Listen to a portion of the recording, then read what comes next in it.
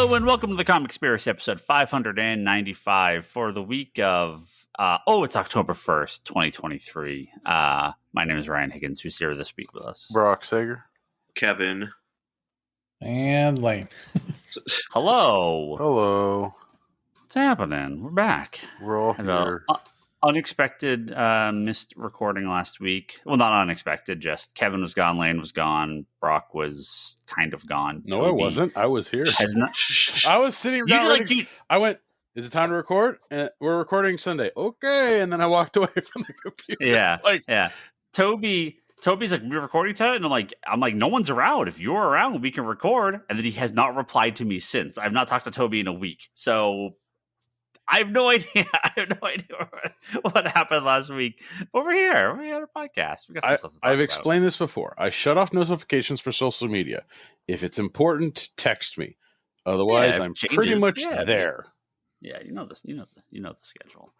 What was I going to say? Yes, Kevin, Lane, you guys. I always love our con reports. You guys were up at Rose City Comic Con. I want to hear about it. We have a couple things we'll talk about after, but we'll get caught up on your con adventures, which I'm always a fan of. And yeah, it's just been end of year. There's just light, writer strike, no news, no comic movie news, no TV news. A lot. It's like the only other thing we'll probably talk about tonight. There's just no comic. I mean, there's little stuff. There's stuff I can talk about later. Some of this I'll probably save for next week because I'm sure there'll be very little next week, but. Are we actually recording next week? 2 in a row? Yeah. We're going back to We should be clear to the listeners, Ryan, the faithful listeners, that this is a combination of a true lack of news and Higgins' laziness, not just one of those things. Not laziness. Seriously. Sub in. No one was around. Sub in another. I'm always around. A 2-man podcast is still a podcast. Yeah. See, laziness. It's just like the teenagers I work with. Yeah. Denial is the first sign.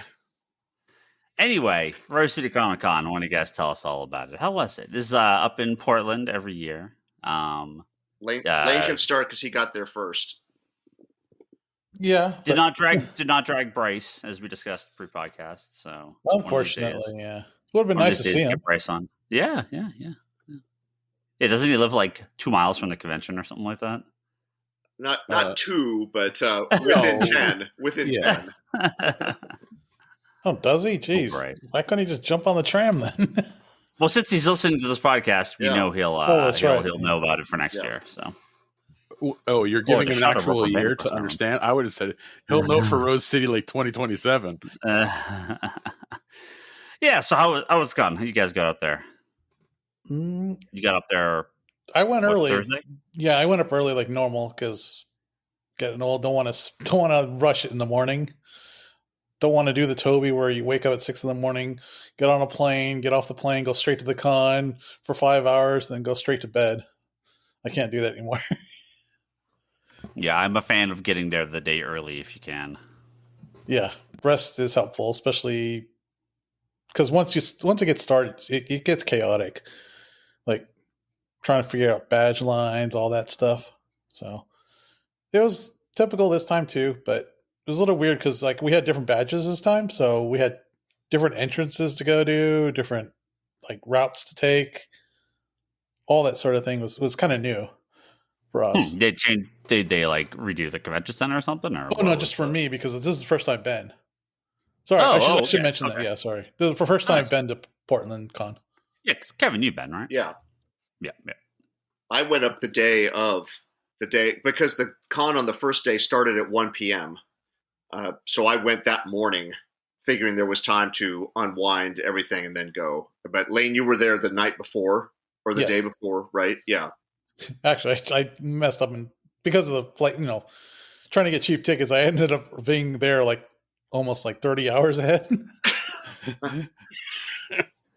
Because the early morning tickets were cheaper somehow. I don't know.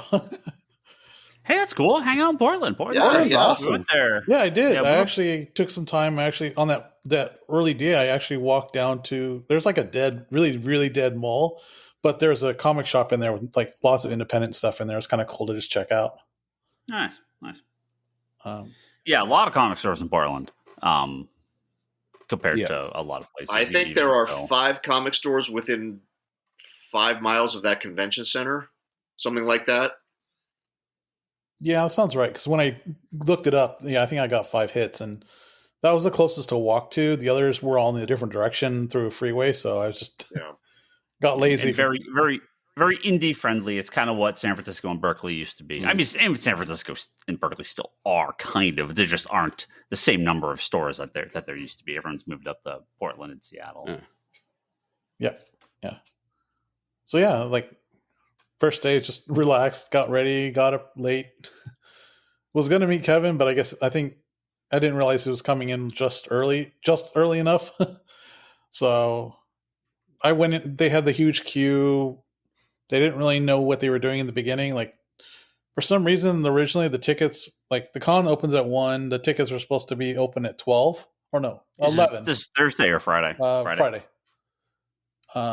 So you're supposed to have 2 hours to get your badges, but for some reason, like there's all this little miscommunication stuff where apparently the people running the badges told them 11:30, not 11, but didn't tell anyone else that.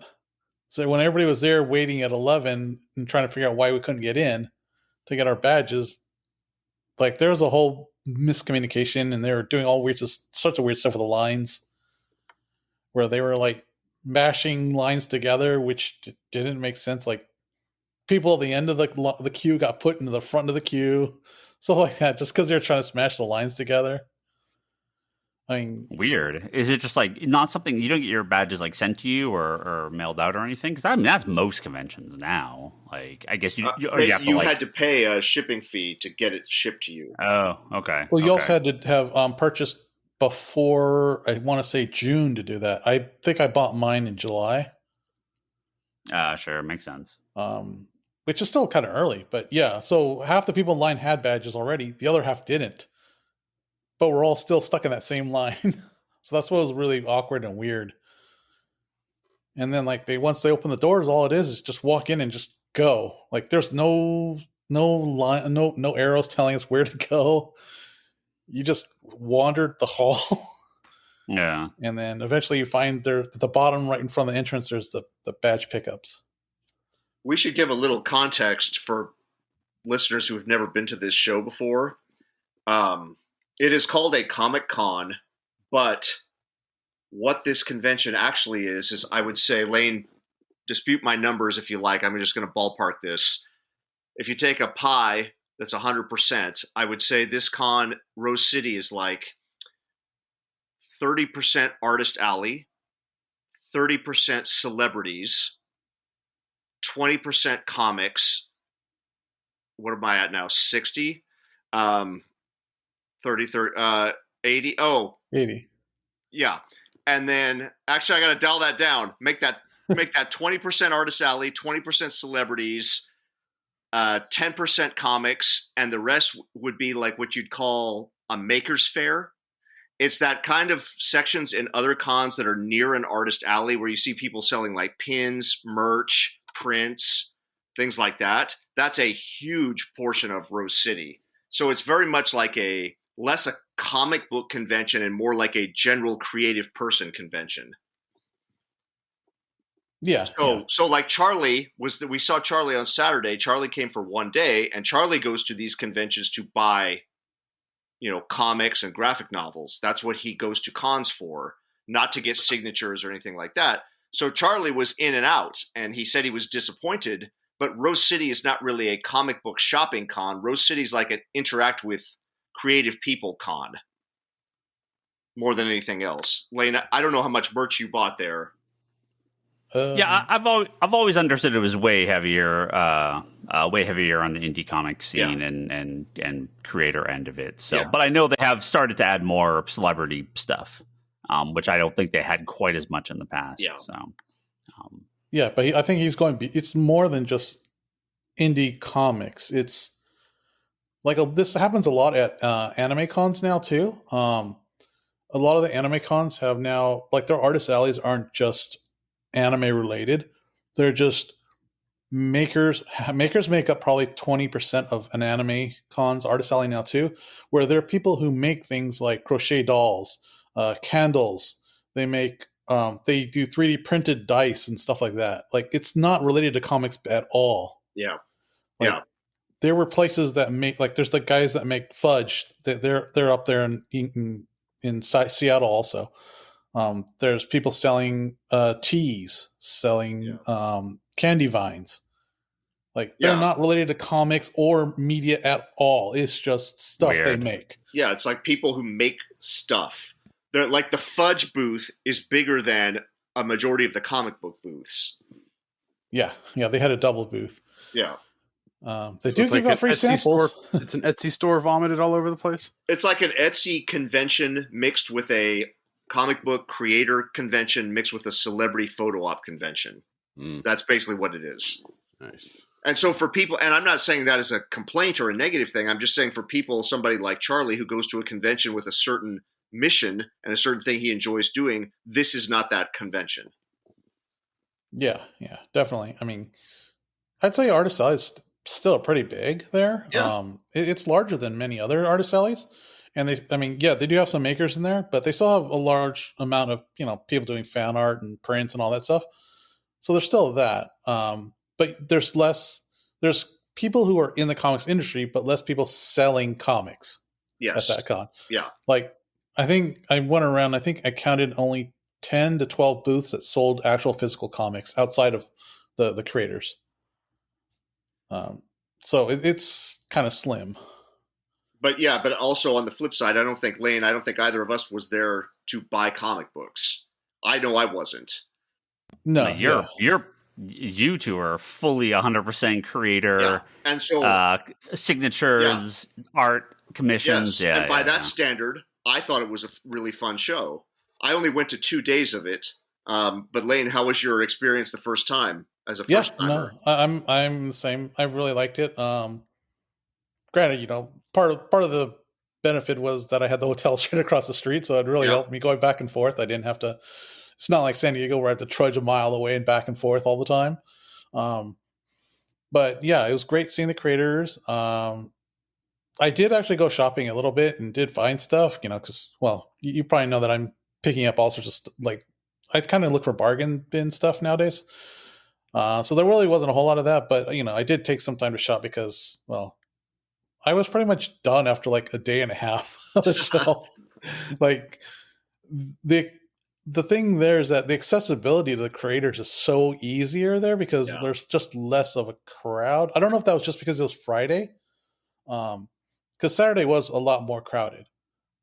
But I was able to, I think I went in with, I don't know, I forgot how many books I took, but I had a goal of hitting I think 8 or 10 different people for books and art. And I think I had I had almost 80% of it done on the first day. And so the second day I only had to meet 3 people and that was it. So yeah. So who'd you go? Who'd you meet? What'd you get? So for me, because I posted some of your commissions on Blue Sky, so you can see those. But yeah. So tell the crowd. Adam, the first one I actually got in line for was Art Adams, because he was the first one. The reps were already there and set up. None of the others had, because I got in early. Sorry, I should say that. I had the badge that got in a half hour early before everyone else. So a lot of people weren't set up yet. So I got to Art Adams first. Then I went to Adam Hughes, and then Simon Bisley, and Glenn Fabry. All of that was within the first half hour. Wow. The first, because you got the Art Adams commission, right? So was that part of that, or you got that later? No, it's because I was in there early. They were starting to take the list and technically it was a remark, which is kind of weird. A doodle. Yeah. So that's the only reason I jumped on the list. I wouldn't have otherwise. So it's a 8x10, 8.5 by 11, fully drawn Sandman's death, head, top part of torso. That's not a remark. That's a full on. It's called a doodle, because the difference would be with his commission, you'd have a background and you'd see more of the body. Jesus. Okay. But the rates were the rate of that remark was a quarter of the price of the full commission. Yeah. And all the only difference would be that. So it's kind of weird, but hey, I'm all for that. Because it's a great piece. It's a great piece. Yeah. So like I said, I hit those 4 right away, and then I think at that point, I think that's when I met Kevin. You and your friend showed up when I was online at Bisley. Yeah, that's right. Yeah. So then I probably rolled in there because I just had the So for me, it was signatures. This was the first convention that the entire creative team Historia has been together at the same show. So I brought in all those comics. So Kelly Sue DeConnick, Gene Ha, Phil Jimenez, and Nicola Scott, Andrea Shea, who's the editor. Yeah, editor. They were all there. And I was picking up a commission from Gene Ha. Ryan, on my path to sanity, I accidentally take a detour into madness and started a new portfolio. I don't know. I'm blaming Lane. I don't know what to. I'm blaming the Mercury's in retrograde. I don't know what the hell happened. But, I probably threw some fuel on the fire at some point. Yeah, Anyway, let's not talk about that. But then outside of the convention hall, so I was there primarily for just pick up art and signatures, and that's it. I think I added 20 more signatures to that DC book, Volume 2.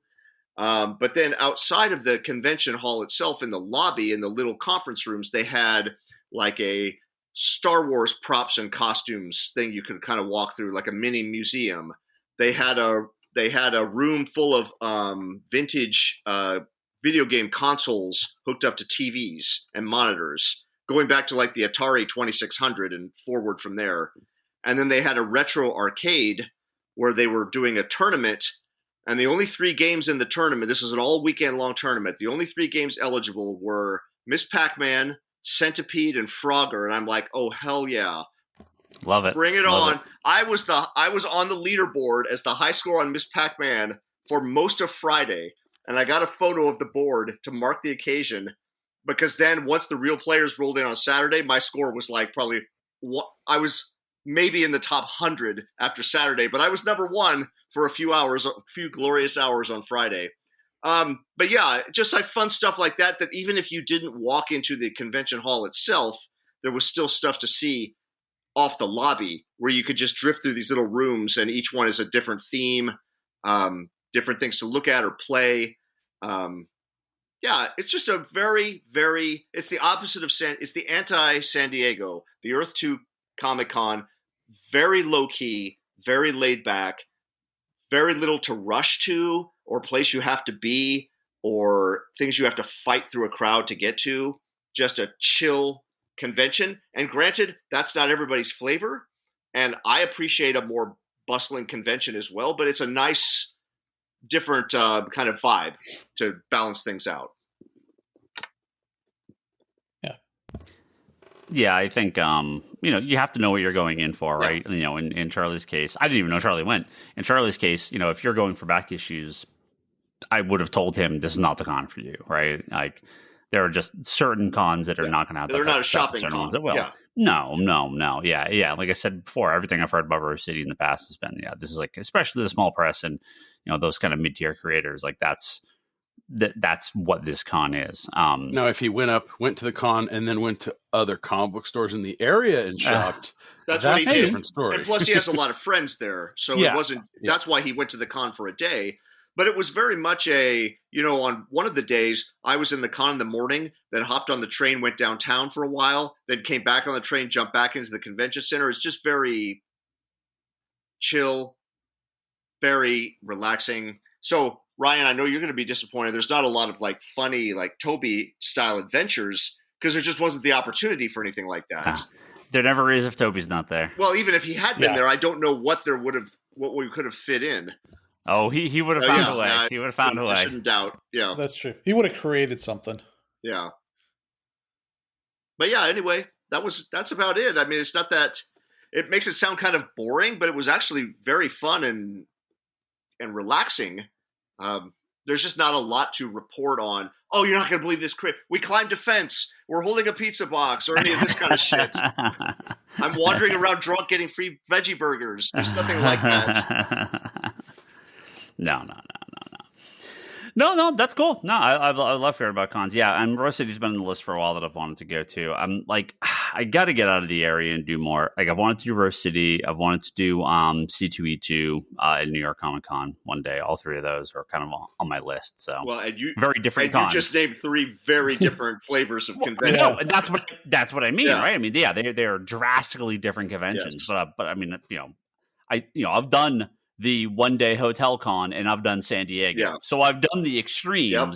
I need to fill in the middle, and I've done WonderCon. So I need to kind of fill in that middle there of those mid-tier conventions because there isn't a lot around here. There is only big or small. Like, there is no mid-level conventions. I know the one here in San Francisco that's going to be here for a few years now, Fan Expo. I'm sure you guys have been paying attention. I don't know, man. If you're a listener and you don't live here, no reason to. But they have. I just expect that they're tripling down on guests and gonna cut the deal room in half because I don't know. Maybe it just didn't make sense last year because the deal room didn't seem like anyone cared. But the convention here, like, there is a crazy amount of people that is coming out. Celebrity guests. Well, the guests were on the different floor. Right, but they're all those people that they've announced, they're not going to be able to take up that hall. Like, they've got a lot of guests this year coming. I was looking at the list. Let me see if I can pull it up here. Well, they had a lot last year, but there was a lot that canceled like last minute. Yeah. I booked two of the take pictures with, and like one of mine got canceled, so I had to get refunded for it. Yeah. I mean, Mark Hamill, Ewan McGregor, and Elijah Wood alone, right there. Like, you can just stop that. Those are, three massive actors. You got all four hobbits. All four hobbits. Yeah. No, I know, but that's what I mean. Oh, and Shatner's going to be there too. Yeah. Sorry, I forgot. Yes, so it's how dare you? Like, just those alone, like, is enough to fill most conventions, and they have a huge list of people that are coming from like anime and animation and voice actors. The comic people and voice actors. Yeah, the comic people aren't quite as fleshed out yet. I wonder if those are coming. But it just feels like, man, this is Fan Expo here in San Francisco is starting to become a packed convention, and we'll see if they can keep it up. I hope they attend. So how many of those names you just listed are you getting a photo op with? So I have had to. I'm kind of on an every other year for San Diego. All right, that's sort of my plan. Although that might change. What I was planning to do pre-COVID was to finally do the Star Trek Las Vegas Creation Con. All right, that was my I'm going to do it. I'm going to get the gold ticket, and I am going to just knock off every Star Trek person off my list, photo ops, and just, this is my convention for the year, and just do it. So I am tentatively looking at 2025 to do that, because I'll be at Comic-Con next year. So I'm tentatively looking at 2025 for that. So I kind of don't want to start that, but my fear is a couple of these guys, Shatner especially, look, the Shat is probably going to... Time's ticking, man. The Shat is probably going to outlive all of us. But let me just say this, not to be morbid, but having been carrying those books around now since 1995, let me speak with some authority. As my general principle, if somebody has gray hair, you get them when you can get them. To quote David Mamet, a good plan today is better than the perfect plan tomorrow. Yes. Just get when you have the chance. Right. So that would be my, if I was going to, if I decide it'll be Shatner, Jonathan Frakes, and Michael Dorn. And I've met others at other conventions, just small one-off, smaller things. But my plan was to go on and do the full Las Vegas creation, Vegas convention, Star Trek experience, and do it all, and just go all in, do the cast photo ops, just do it and just get it all done in one shot. So I don't know if I want to start, because I'll stay away. It's like Ewan McGregor and Mark Hamill, like, it's so expensive. It's so expensive. they're like expensive. I'm okay. Like Shatner is fine. Obviously, Jason Frakes and Michael Dorn are I'm not that they're nothing, but just they're not expensive. But yeah, Mark Hamill. I was looking at the price earlier. What is it? The 400. Yeah, the photo op is 400. The autograph's 400. The premium, which includes the photo, the autograph on a photo is $400. The autograph on anything else is $500. The autograph on bulky items, large 3D printed items, or three-dimensional items, clothing, full-size movie posters, and props is $700. Now, do you have something that you would pay $400 to have Mark Hamill sign? No. I once had a photo of Luke, Leia, and Han that was signed by Mark Hamill and Carrie Fisher. Total cost out of my pocket, zero. But the mission was get all three of them to sign it, and then I had the realization this is never ever going to happen. So I sold it a few years ago to some other collector who hopefully is happy with it just as is. I did not sell it at $400 a signature, though. I can tell you that. No. I look, I love Star Wars, but I don't own anything that I would want to get signed. Like, if I feel like if you're doing that, you're either going to get the photo, or you're like, I've got the movie poster with, 9 other actors on it, and I'm finally getting Mark Hamill. Do I have a Joker? It's Joker. Kevin, do you get him in your book? The DC book? In the DC book? No. no actors? No. Because that's a whole other. That's a whole other thing. People are already sketching in this new book, and it's taking up so much damn room. And so, no, but actors, and especially not at that price. Are you kidding me? Like, I'm trying to think of the person I would pay $400 to have sign that book. I can't. I don't know who I don't know what name I'd come up with. No one living is the problem, right? Right. Yeah. Like at Fan Expo last year, I started with the Sandman people, made it with Jason Park Alexander, and signing the Season of Mist hardcover in the description page. But like, I did the photo for that, and I did the sign something for it, because I'm like, all right, this is something I can do. The only other thing I would work on is the Expanse, because I have that model, the scale model. So just have them sign that, but no Expanse people are coming. So. Well, yeah, and that's what, a lot of people at these conventions, there's always going to be the one or two big names, right? And obviously that's Mark Hamill here. So, but yeah, those prices seem a little crazy, even for Mark Hamill. I don't know, that seemed a little much, but Well, maybe they got another floor. Maybe they're just going to have Star Wars here, Lord of the Rings here, and then Star Trek over here, and then they just battle. The big fight. There's a big fight in the middle. Kevin, the only one I think. Well, I don't know. Would you pay $400? Would you pay $400 for Alan Moore? I feel like he's the one you probably wouldn't. You wouldn't have an opportunity to get. But I wouldn't. No. I think everyone else. I can't think of Wouldn't anyone you have living to get Alan Moore to sign something time. else? Because like he doesn't even touch comics now. That's what so I mean. Like... It may cost $400 for him to sign it. That's what I mean. Like, he wouldn't do it, and that's his problem. Well, no, you have to trick him. You have to say, if you sign this, I will burn it. No, but my point being, if we're talking about $400, I'm not paying that for a signature. I need a physical item that represents that encounter. Yeah.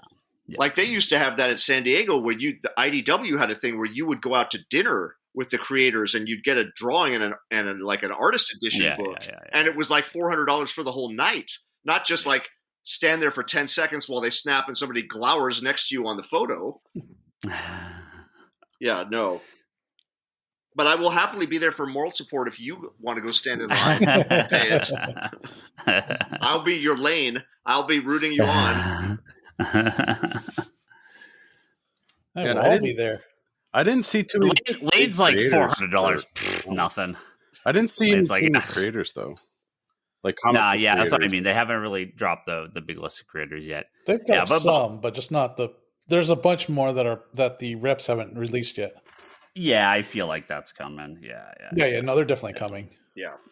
I just don't know if I'm going to go this year. The kids liked it, so I'm tempted. But it's cool.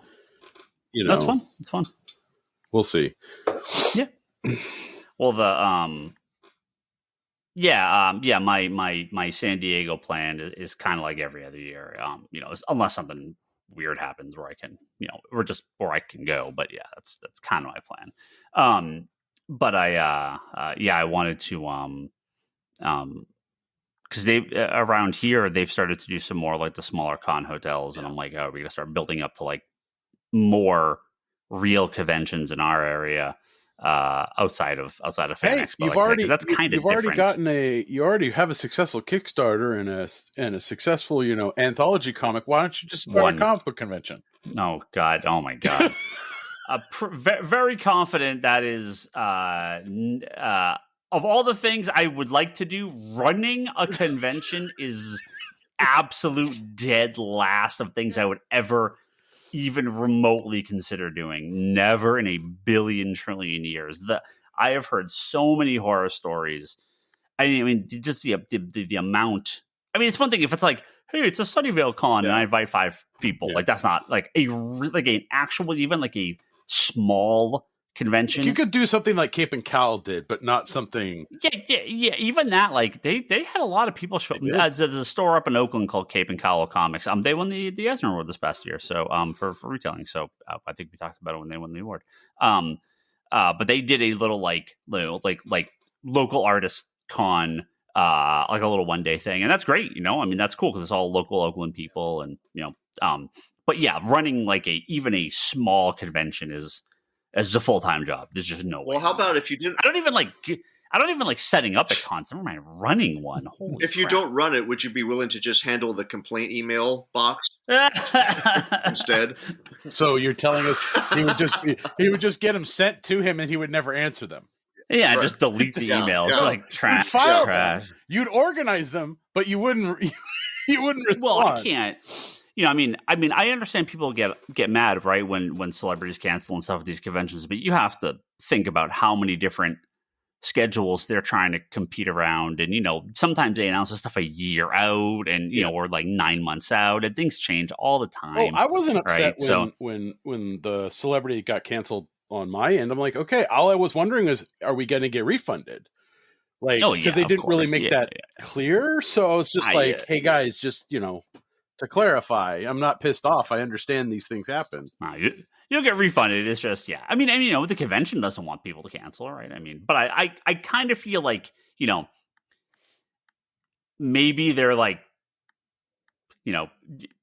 you expect a couple people will cancel, so you're like, well, let's book a few extra guests. Yeah. And so when you just assume 20% will cancel, then it's still fine. Because it feels like there's a lot of people coming to this one. So well, con seasons is, New York Comic Con soon, and that's kind of the end of it's generally at the end of like the major con season. So we'll see if there's any comic news or anything from New York. New York's next weekend, I believe. Sounds right. Yeah. So it is the 12th. I think it's the 12th. Okay. Yeah. So not this upcoming weekend, the following weekend. We'll see. Like I said, it's been kind of quiet on the news front, so but we'll see if anything comes out of New York. Any last thoughts on Rose City? Any cool? Well, Lane, what else did you get? You got that Death Commission. Give us your highlights. What'd you pick up? What'd you get signed? Lots of signatures again. I didn't count. Probably over 100. I picked up a bunch of Adam Hughes sketches. This is little quick sketches. I think I ended up getting 6 total. Wow. And he doesn't do. I mean, and these aren't nice commissions. No. These are the Adam Hughes quickies. Yes. A little side Which are profile. still Well, but just as a comparison, Lane and I stood at Adam Hughes' table at San Diego. What was that? Remember this? We were the first ones there. We waited for like 45 minutes to get those drawings. And at this show, I went up to Adam. He was literally sitting there strumming his fingers on the table and drinking a Coke because there was nobody in line. Nobody. Yeah. Lane got a drawing done. I went up right behind him. Then one person was behind me, and then Lane came back through again after that guy. Like, as in, within 7 minutes of being done the first time around. It's a whole different experience. Yeah. Well, yeah, at a place like San Diego too, right? I mean, he does what, 2 or 3 commissions, probably 2 or 3 full size. No, he doesn't do any anymore. San Diego. Does he not do it? I thought he did. I thought he still did them. No, he hasn't done them. He brings pre-dones. Yeah, and then what he'll do is during his free time, and if he feels like it, he'll finish some sketches, but they're not commissions; they're just nicer sketches, and he'll put those into his little portfolio to sell. Oh, I thought he was still doing a couple. Okay, no more commissions, just these little quick little 5-10 minute things. Yeah. You should take that Amazing Spider-Man cover down and get it signed. I mean, it makes sense, right? Because it's like, it makes sense, right? Because he is not, he's not, quick on those things. They're gorgeous. Yep. His full commissions are amazing. So, and this lets more people get one, and they're not at the rate he's going. They're not necessarily like flipper items, so that makes it better for the buyer, I think. Then, so that's why I enjoy it. And I like to talk to them too. And then I don't know why I'm blanking on her name again, but the helper there is always there. She's always nice too. I'm always talking to her. I believe her name's Allison. Not his wife. Not his wife. The helper is also named Allison. Anyway. I think her name's something else, but I could be wrong. I know her, but I just keep blanking on her name right now.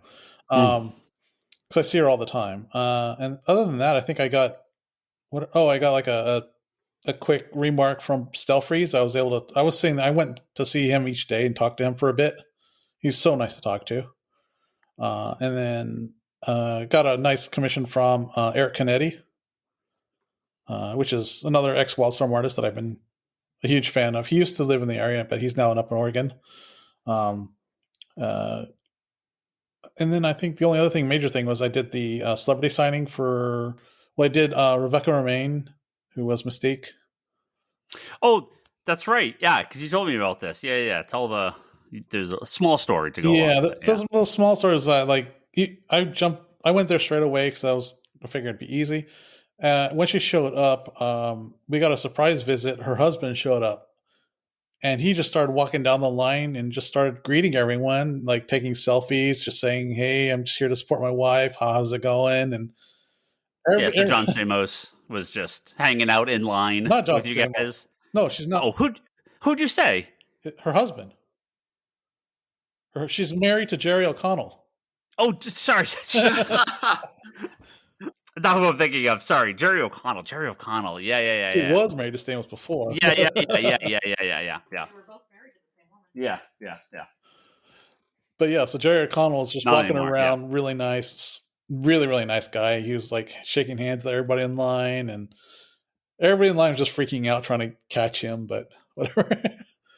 Yeah, that's funny. So that was next little extra. And then I was trying to, because I had a quick pass thing. Because it is part of the badge that I got. You get a little quick pass. Oh, and then talking about how people cancel. The main reason I got the early badge was because early on, Peach Momoko was announced to be at that show, and they ended up canceling her like 2 months before the show. Yeah, I saw that. Yeah. Well, again, it's so unfortunate, but still had fun. So I'm not going to complain. Then but I was gonna say the second celebrity I went to see was Karen Gillan, but they kind of screwed that one up a bit. Where we think that she was originally supposed to be there 2 days, and she ended up only being there 1 day, so they squished all her photo ops, and they didn't tell anyone. So she also had a whole bunch of new photo op times that were not on the schedule, And so when we were there for the signing, she got pulled away to do a photo op without telling us. And so we ended up staying there an extra hour and a half waiting on her. Even with that's rough. And that's it with the fast pass to skip the line. But she's not even there. Well, she was there for 20 minutes. Yeah. And then she got pulled, then left. Yeah. For an hour and a half, yeah. I was like... No, especially with like the big celebrities too, when they're doing conventions or when they're doing panels or photo ops, they normally have like a scheduled time, like, okay, they'll be here from this to this, this to this, this to this. So the fact, if they pulled her in the middle of signing or in the middle of photo ops, like, that was there. Yeah, it was that's a really bit of a weird. problem. And it kept like a lot of people were kind of panicking in the line because they had to be other places. Or the other problem is the line was pretty long at that time too for the people without the fast pass, and the con ended at 7, and like she didn't get back until almost 6:20, 6:30. So I'm not sure if the people at the end even got to get to her at all. Yeah, that's rough. But you got your stuff. Yeah. So that's good. And then that's cool. Yeah, and I think that was pretty much it. And then just Sunday, I just hung around. I was checking up on Kevin's potential commission, potential sketch, and then I just hung around and just ended up talking to people, wandering around the con. Not a whole lot, just chilled out, and then kind of just chilled out in the hotel. Nothing wrong with that. Yeah. Although Kevin, you should talk about how about drink and draw. Oh, right. Yes. I went to the drink and draw on Friday night. Ended up sitting coincidentally at the table with a bunch of people from the Bay Area. But at the drink and draws I've been to before at conventions, what you're doing is they're keeping all the California people together because they don't like us up there. It was coincidental, Brock. You didn't even get assigned to a table. Yeah, no. It was, they did it on purpose. Okay. Normally at a drink and draw, the ones that I've been to, it's got professionals drawing. And so what you do is you buy a ticket, you say, I want a drawing of Batman. Whoever happens to pull your request draws a Batman on a coaster, and that's your prize for the night for your attendance. And it's just a fun thing to hang out and watch. This is the reverse. This was almost like a Pictionary game where the professionals were hosting the event and the customers were the ones drawing. So, oh, good Lord. Yeah. So they did each round was hosted by a different pro. So Gene Ha hosted one, Eric Powell hosted one, Kelly Sue DeConnick hosted one. They had like 6 rounds, and they'd give you a prompt. And then at the end of each round, they gave out prizes for not necessarily the best drawing, but the one that they thought was the most creative take on what the prompt was. So they had like swag bags, they had Wacom tablets, and then they had auction items as well in between the rounds. This is for the Hero Initiative. Art pieces. They had the big ticket item of the night at the auction was a Historia hardcover with a variant cover that I had not seen before, signed by the whole creative team, and it came with a pair of Amazon bracelets, like replica bracelets in a clear case, and that was like a $550 winning bid for the book and the bracelets. That was kind of the big ticket item, and then everything went kind of lower from there. But yeah, it was super fun. You got to see some interesting artwork. I will say that much. I'll say that. But yeah, they pulled Tom King out to draw. Yeah. So. You're thinking along the right way. But yeah, so at this drink and draw, we literally did not see any professional art other than what was being auctioned, which had already been done beforehand. So the pros would just circulate among the bar tables. They'd give you the prompt, and you had 15 minutes to draw or 10 minutes, something like that. And so the pros would circulate and kind of take down notes of who they thought were like their top choices for who was going to get the prize, kind of thing. It was super fun. Yeah, it was really a really fun way, and all the money goes to Hero Initiative, so that was cool. I like that a lot. That's actually really funny. Yeah, so it's just like a mass Pictionary game kind of thing. Yeah. So what was your prompt? Well, everybody got the same prompts, though. Oh. Well, you didn't get individual prompts. It was just who was the most creative interpretation of the prompt. So, like, for example, I don't got to walk through the whole thing. Who wants to hear this? But the first prompt was Amazon was the prompt. And so the winning drawing was what looked like a trail of Amazon packages on the ground was what it looked like at first. But then when you kind of looked at the whole drawing, it was the Amazon River drawn as Amazon packages with a jungle all around it. So your prompt didn't have to be anything to do with Amazon, the company, for example. It was just that was the prompt, for example. Stranger Things was another prompt, things like that. That's funny. I like that. I like that. Well, cool. So there's a wrap up on the con for you. Yeah. Yeah. Good times. Like I said, I don't have too much from the last number of weeks to talk about here, but I did think we should talk before we end the podcast about the writers' strike officially being over, the Hollywood writers' strike officially being over. This does directly affect comic books because some writers have come in and done comic work. I think it is funny that Straczynski started doing more comic work right when the writer's strike happened. I'm pretty sure he saw this was coming, had some time off. So we are still waiting for the actors' strike, but now the visual effects and the video game voice actors, I don't believe that counts. Animation voice acting, could be wrong. Correct me on that if I am, but I thought it was for games only. Those guys are starting their strike, so we're not we're not ready yet to go 100% back for our comic book movies and TV shows and video games and stuff. But at least the writing end has kind of started back up. So this is, there's couple of random stories that came out of this. Like Neil Gaiman has announced that, he's starting back up on Sandman, that they were mostly done with season 2 on the writing end, but obviously they couldn't finish it. So Sandman season 2 is going to continue. We've had a continued support of Captain Marvel's November date, and now we have the Aquaman trailer and Aquaman's December date. So it seems like, I was very convinced that they were just going to push everything back if this kept going. There was talk that if they didn't get this on the writer's strike, if they didn't get this resolved, it wasn't happening this year. Like this was their last chance. So, good for them. They got seemingly everything they wanted, which is great. Defense against AI, tons more money, tons more job security. So yeah, it seems great all around. You could dig into the more specifics of that. It's all over the internet, but yeah. So I just, glad they are trying to fix what became a very broken system. And,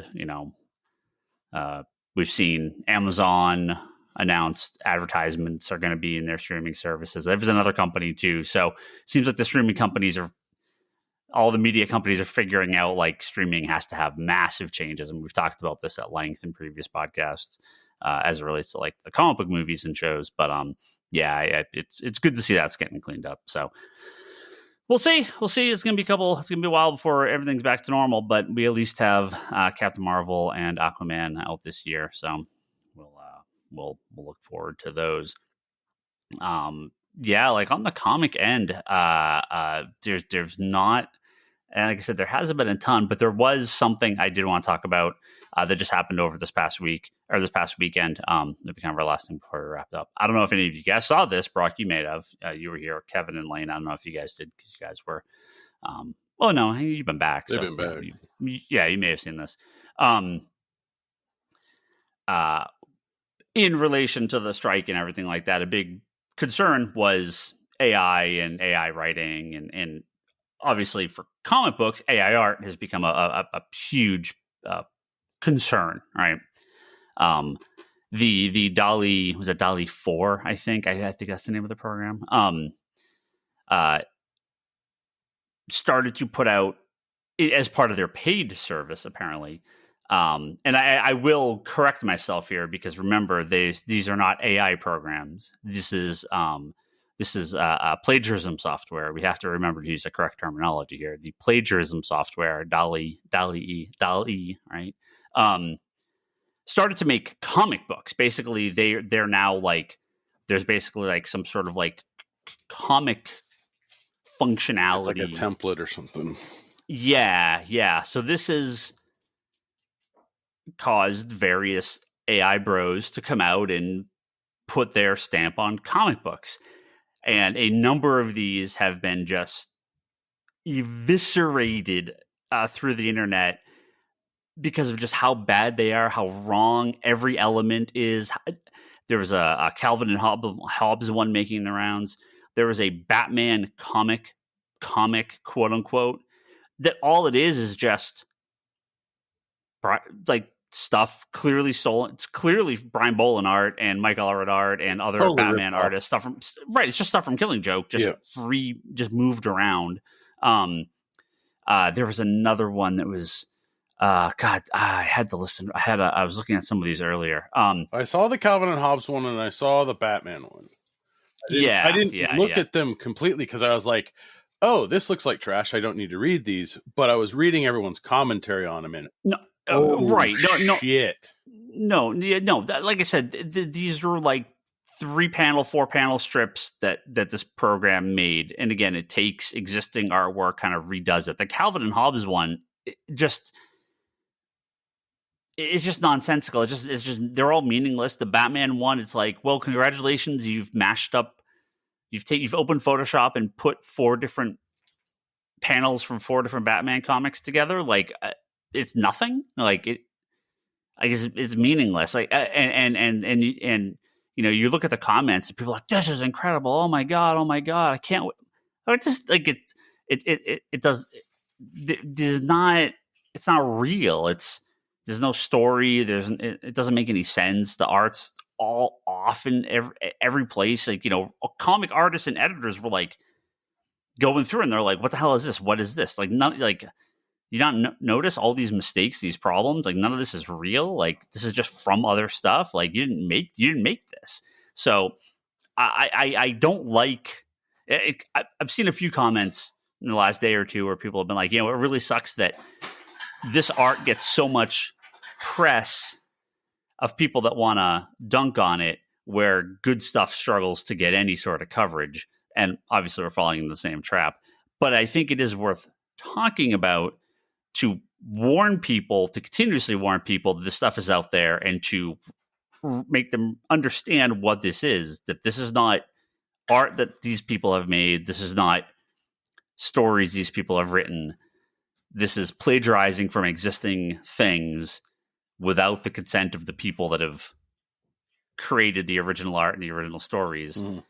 And they're also all just terrible. They're all just completely terrible. I was showing Leanne one that went around today. There's a quote unquote reverse Mona Lisa. Oh God! Did you see this thing? What the fuck was that steaming pile of fucking trash? Leanne's like. Yeah, she's like, this is like the yassified Kardashian Mona Lisa. Like, what is wrong? Like, this is the worst thing I've ever seen. And I'm like, this is just all they it's the most baffling. Like, it's funny to like we were talking about last week tonight coming back, right? So like, John Oliver makes funny AI images of him marrying what was it? He did the cabbage. A cabbage, yeah, he did that whole thing with a cabbage, right? Fine. I'm totally okay with that. But the thing is, funny. That's for a comedy bit. I'm right. I am totally okay with goofy stuff like that because you're still using it in relation to creating this bit that you're totally fine with that, right? This type of stuff, it's just so hideous and so wrong. And just, you can look at all the comments about how I get none the Mona of it Lisa makes one now. any sense. I think I get the What's Mona that? Lisa one now. It was the porno Mona Lisa. Yeah. That's it. This quote unquote Batman story this guy wrote is 4 panels, Batman yelling Robin for some reason. I guess Robin in the 66 Batmobile is behind him driving, and then Batman suddenly in a different Batmobile in the wrong seat, and then it's close-ups of the Joker in multiple panels. In one panel, he has 3 rows of teeth for some reason, and it's a bunch of ha-ha-has. It's like, okay, well, what is this? And then it's clearly just a panel from Killing Joke. It's clearly just a panel of Joker from Killing Joke, but it's like his hands all fucking distorted, and it's like it's just not. It's like hey, Ryan, the lettering's all you know off. what this means, right? What's up? All those fanfic guys can now make their own fanfic graphic novels. Have fun. And put them on Kickstarter. Manga Plus, which is I forget the publisher. I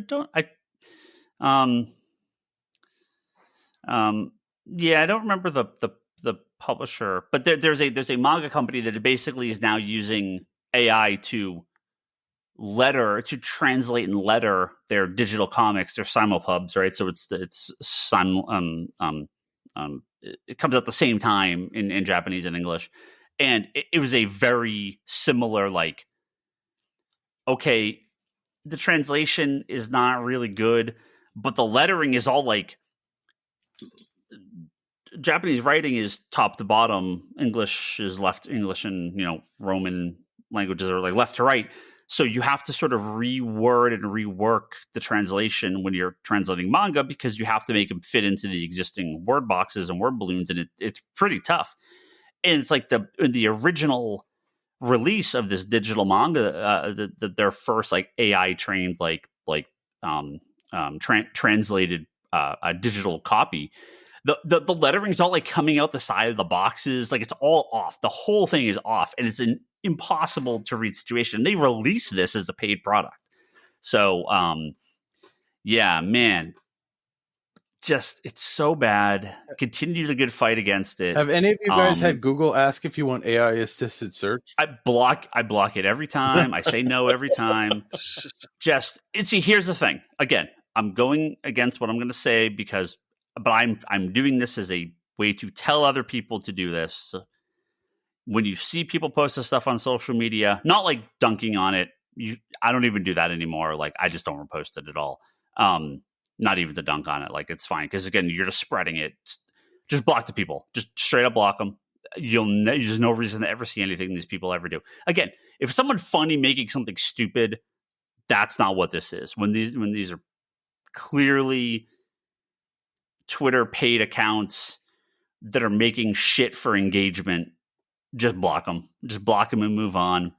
You're going to see it on Bleeding Cool, and news stories will talk about this stuff. It is worth discussing, but just don't engage. Just block and move on. So, well, and if you are going to talk about it, screenshot the thing that you're referencing and utilize that. If you have to, don't retweet that, or don't do anything to engage with that thing. Yeah. Again, you can retweet the stories. You can engage with the stories. You can engage with us on this. You can. It's fine talking about. Now, I'm not against talking about it, but it is like. But if you do that, also go and find 3 artists that you enjoy, and then retweet something of theirs. It's a very good idea. Yeah. If you're gonna dunk, I Patreon back like 3 artists. Counter dunk.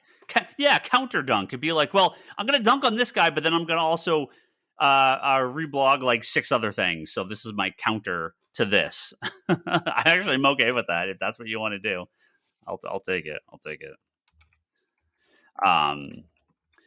So yes, don't support this crap. Don't engage in it. Ignore it. Just like I can't ignore it. It's impossible to ignore, but it'll block it and move on. That's the best thing to do. Do you know how many ads for shitty things I've been blocking on Twitter? So I'm,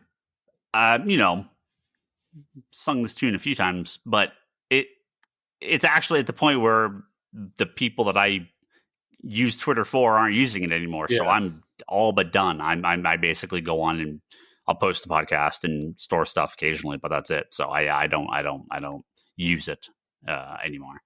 Yeah, especially in the comic community, Blue Sky is fantastic. Oh, They yeah. have come over en masse, and it is very active. So it may not be for everyone, but It doesn't have the gifts yet, but it will.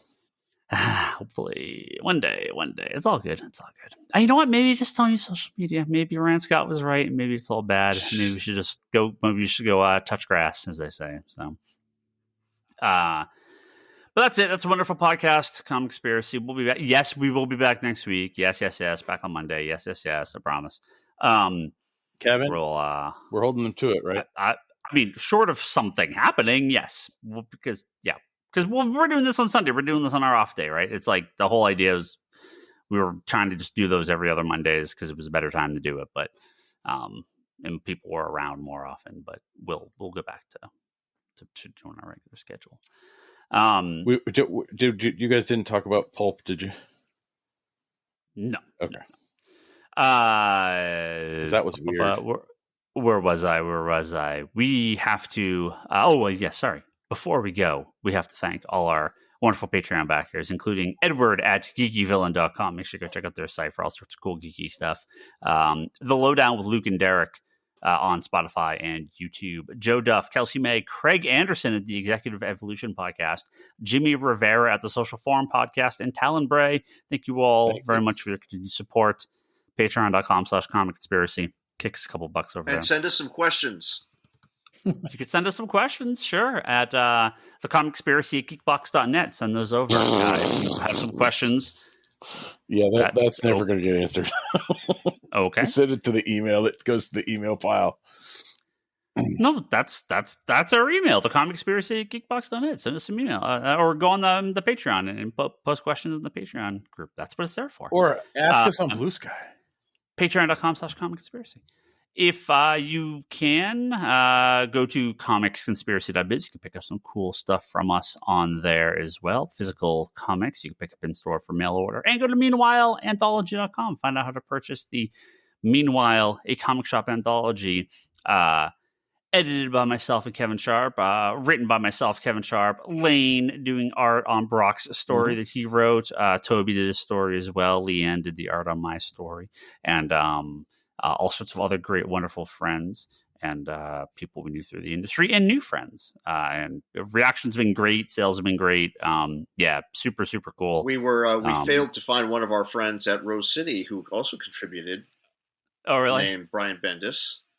No, he was there, but it's that kind of con where the person's just going to kind of casually be chilling and going where they want to go and kind of thing. Yeah. But we did also see Mike Henderson. His books are in hand. Oh, cool. In hand. Oh, good. Yes. Good. Nice. He moved Brock. I think I told you. What was it? Like he moved a week before you shipped. He moved a week before. And I'm like, what? I sent it to the address that was given. Like, what is going on? Well, they're in his hands now. So. Yeah. Good. Fantastic. And apparently the post office was very mean about getting the money back for having it returned to us. Well, they weren't mean. They just to charge us to return it. Head over to conspiratobrock.com. It's Brock's blog and pull list videos and all his other stuff over there.